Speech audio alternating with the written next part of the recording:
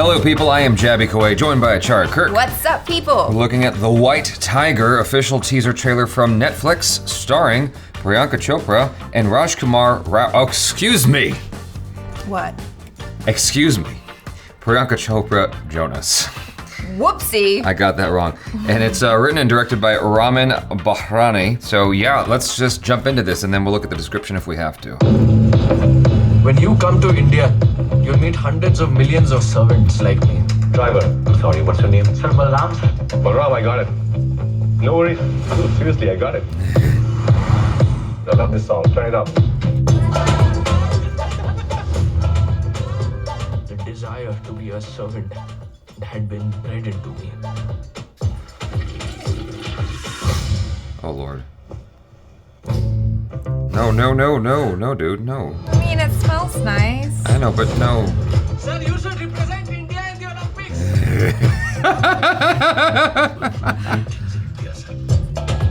I think it's wrong the way you work for us. What is it that you want to do? I want to serve you and Ashok sir. No, you can't possibly believe that. My master, he's a good man. A good man. He's a rich man. Here in India, there are only two kinds of people.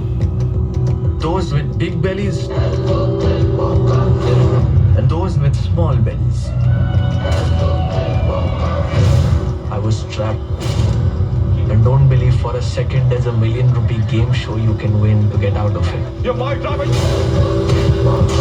Oh damn. I'm just one who has woken up while the rest of you are still sleeping. There is only one way to break free, and that takes no normal human being, but the creature. It gets born only once every generation. The White Tiger.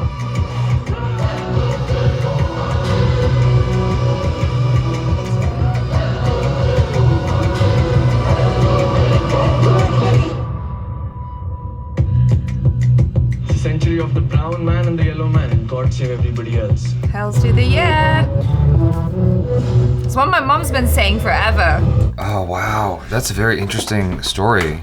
I know that for sure I haven't read this book because I remember the front cover of it so well because it was such a captivating cover of a book.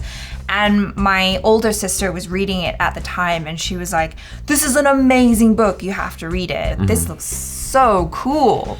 It's very fascinating to see this character who is in the most subservient situation to rise up into a position of leadership. And what it makes me wonder is like how that dialogue starts between Priyanka Chopra and this dude. One of the things that stood out to me, of course, was the fact that Rajkummar Rao and Priyanka Chopra are more in the supporting roles to usher in this new talent. Yeah. And I think that's pretty darn cool that they are using their star power to do this story that's about someone who is relatively unknown, because I've never heard of this dude. I'm sorry, whoopsie daisy. Silence you! Silence! Put your phone on airplane mode, Nobody Jaby. asked you to say a goddamn thing! You stay quiet. What I'm trying to say is, there's my servant. What I'm trying to say is, it's just cool because, you know, there's been a lot of hubbub in the news in India with the nepotism and whatnot. As far as I can tell, this kid came out of nowhere. I don't know who he is. I mean, maybe he came from nepotism as well, but I doubt it. I've never heard of him. It almost reminds me of the way that, is he African? I don't know the ethnicity of the guy from Captain Phillips. Who played the villain. Yeah, like he came out of nowhere and he was just amazing in that role. And so I have the same sort of feeling, that visceral feeling here of like, whoa, like this guy is really good and you see him do that transition even within the trailer of being the guy who's like super, super humble to being the guy who rises up and has that confidence to take on the world. And you see the transition that he's going through, that journey. It looks really compelling. Yeah, I mean, and there are some great lines in here as well, which I think just kind of ring really true. You know, he talks about how he's been woken up, like he's awake now. And I think that's the thing, like, regardless of, you know, whether he is in a servant position or like whatever position you are in the world, I think a lot of the time we kind of limit ourselves and put ourselves in boxes because we believe that, well, this is the path that has been laid out for me, and so this is my direction in life. And it seemed like for a long time he was perfectly happy because he didn't know that he had any options. And then once that switch was like turned on for him, then all of a sudden there's a real paradigm shift. Yeah, like all these possibilities came about. And like it was so interesting as well how the tone just shifted in the teaser too, which I'm sure is reflective of the tone in the movie too, because in the beginning everything is like hunky-dory. It's hunky-dory, it's nice, it's copacetic, he's being the perfect servant and he loves his job, he loves his master, and then all of a sudden it looks like it turned into this weird thriller movie, which is awesome.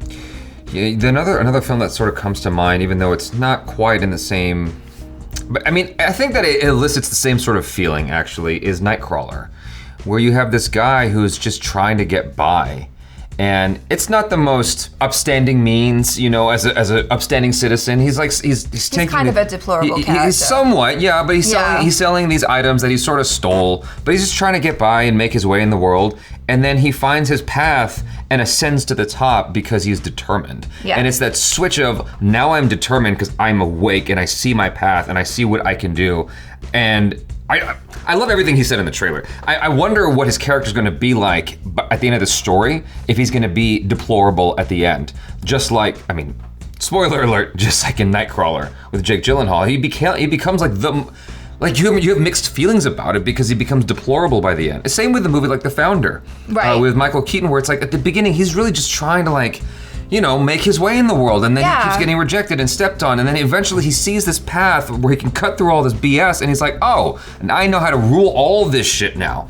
And I love that. I love that kind of story, even though like it makes you question things morally because it's like it doesn't sit quite well with you, but you see how they got there and you're like, that makes sense. And you sort of see how these business people in high-ranking positions, why they end up acting the way they do, why they end up very cutthroat with each other because of everything they went through to get there, and how they were treated like garbage all the way up. Well, and I think what's also interesting about this is it kind of addresses the dichotomy within Indian society, right? Because you've got the wealthy, I don't know, however many percent, like the 1%, right? Who, like Rajkummar Rao and Priyanka's characters, like, they're well off. They're well off. All they know is money. Like this is what they were born into. This is their lifestyle, and they're always gonna have that. And then you have the rest of the people, everyone else who's like a daily wage earner, or you know, the people who basically run their lives for them. Who run society. Yeah, and they do everything, and I feel like there aren't so many movies made from this point of view and just kind of showing that dichotomy. Maybe I'm wrong, I just sort of named a couple, but yeah. But like in India. Oh, not in, sure, not in, well, I mean, I don't know. I feel like there have been movies that sort of talk about that. I mean, not in this particular manner, but like Super 30 was sort of highlighting the fact that you have a lot of young people who can't afford the education and stuff like that. Like. Yeah, but I feel like a lot of the time, especially in Bollywood, it's this focus on, oh, the glitz and the glam, and that's great too. Like there's a place for everything, there's right? There's time and a place for that, yeah. Yeah, and so sometimes you want escapism, and sometimes you want something that kind of shines a light on the situation. I don't know what the commentary is gonna be on that, whether there is gonna be any commentary on that at all, but like, I like that idea of this character who's like, I'm the white tiger. I'm that rare beast that comes along once in a generation, and I'm gonna like shake shit up. He's got his hero's journey. His Joseph Campbell hero's journey. I like that. It's really awesome. Cool. You know what's really cool about this though is while it is emphasizing certain ideas to make you think, it's not turning me off. It's really got me so compelled to watch Yeah. it. I think it has a lot to do with the stylistic approach, just the way they're executing this in general. It's got that sort of Fight Club vibe to it. You know, that's another, it's got sort of a Fight Club vibe to it in that it's got that energy going on. It feels kinetic, you know, and I think that's exciting as opposed to something that feels preachy and it's like kind of beating you over the head with these messages. It's like, all right, I get it. Oh, the world sucks. Whereas like this is conveying these ideas to you in a very compelling film. And I like that a lot. Yeah, it looks really, really exciting. Like the colors and like the even like the shift from in the beginning of the trailer where the colors are like really bright and it's kind of daylight and stuff, and then when he switches into whatever he does, I don't know if he starts his own like driving company or whatever, it suddenly like turns into nighttime and it's like neon and, you know, like seedy a little bit. Yeah, they got a good DP on this. There's two moments that really stick out to me that I liked a lot from a filmmaker's perspective. One of them was when he had the glass bottle.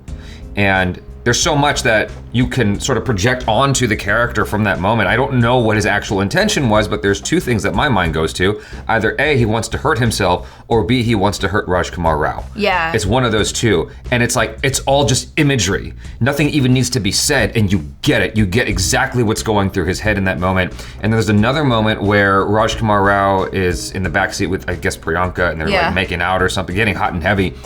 And he sees the driver through his eye, and it's that sort of enjoyment that Rajkummar Rao's character has of being above him, of levitating above him and pushing him down and keeping him there.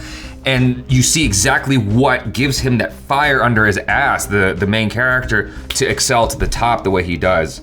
It's interesting that you say that, because I saw it as like, he saw the driver, but it was like he was invisible. It's like, you matter so little to me. Oh yeah. I mean, it's interpretation. You're completely invisible, and I think that's kind of like the way a lot of people treat, their servants or people who work for them, especially. You know, you think back to like English times when they had the help, right? Like the help would never even mingle with their masters. They lived on a different floor, and like it was an entirely different world, and you could have whole conversations as if this other person was not there because they don't matter. Yeah. You know, it's that kind of feeling. Yeah, I mean, I'm so excited about this. I mean, the notion of having a movie about classism in a story and in a film that's just absolutely lit. It's just so cool. Thanks so much for hanging out with us. Hopefully you enjoyed that. Be sure to check out ACHARA, Chopra. Oh, what? What am I trying to, what? Wishful thinking. What? You trying to marry me off to a Jonas? Why would I want to marry you off to a Jonas? I'm saying I wish I was next to Priyanka Chopra. But you're next to me. But I'm stuck with your ass. You guys, thanks so much for hanging out with us. Hopefully you enjoyed that. Check out ACHARA KIRK, not Chopra, on the social media. Subscribe if you haven't already. Hit that bell icon, all notifications. Check out our other reactions, reviews, short films, vlogs, and interviews. I'm Jaby KOAY. This is ACHARA KIRK. Peace out.